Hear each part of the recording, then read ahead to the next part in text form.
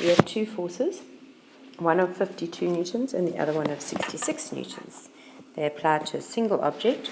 Which of the following cannot be the resultant? So what we want to do is we want to find out the maximum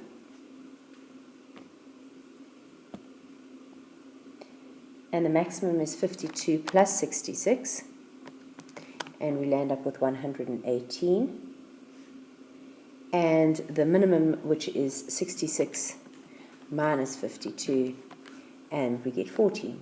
And it turns out that these answers are all between 14 and 118 except for A. A is the only option that it would not be.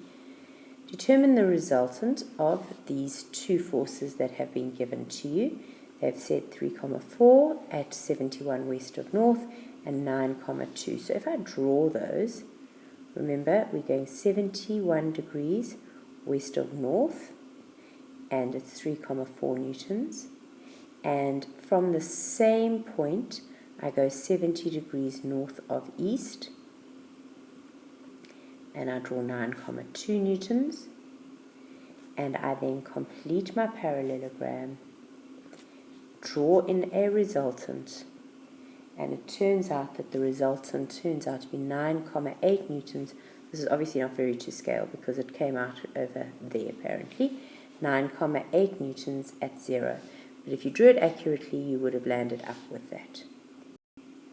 Determine the resultant of these two. Again, complete the parallelogram, draw yourself a resultant, and it turns out that the resultant is going to be 14,5 newtons at 32 degrees. What do I mean by at 32 degrees? I'm measuring an angle from the north line and getting 32 degrees. The maximum resultant of two forces, so if I go x plus y, I get 200, and the minimum x minus y is equal to 20. So I'm going to say x is equal to 20 plus y, then substitute it up there, and I get 20 plus y instead of x, plus another y equals 200. When I rearrange that, I get 2y is equal to 180, and therefore y is equal to 90 degrees. X is going to therefore be equal to 20 plus 90 degrees, and that's 110 degrees. So when do I have 110 and 90? But in C. Looking at number 5, an aeroplane is flying due north at 270 kilometers per hour. A headwind is coming into the head of the aeroplane. It's making it more difficult. Is going at 30 kilometers per hour. So what is this poor aeroplane having to do? The resultant velocity is going to be 240 kilometers per hour in a northerly direction.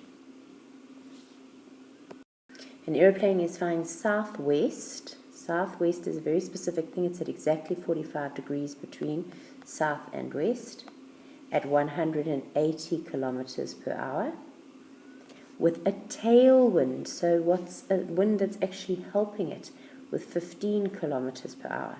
What is the resultant velocity?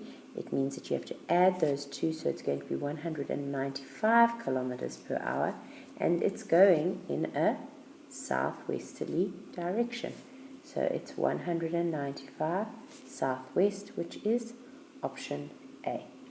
Looking at 7, a boat is sailing due east at 45 meters per second. A current is flowing from the west. If it's from the west, it is going towards the east at 10 meters per second. These two things are happening at the same time. So what is happening is 55 meters per second towards the east. You add those two together. A man is walking towards the back of a train. The train is traveling at 100 kilometers per hour. So let's just say it's going to the right at 100 kilometers per hour. The man's on the train, so the man's going to the right at 100 kilometers per hour. At the same time, this man is walking in the opposite direction at 5 kilometers per hour. But he's still, relative to the ground, he is really traveling 100 less the 5 that he's walking back. So he's going to be traveling at 95 kilometers per hour in the same direction as the train. So that's also going to be answer A. Cars traveling at 60 kilometers per hour towards a truck that is traveling in the opposite direction. So let's say the car is going at 60 kilometers per hour. The truck is coming from the opposite direction and it is traveling at 40 kilometers per hour.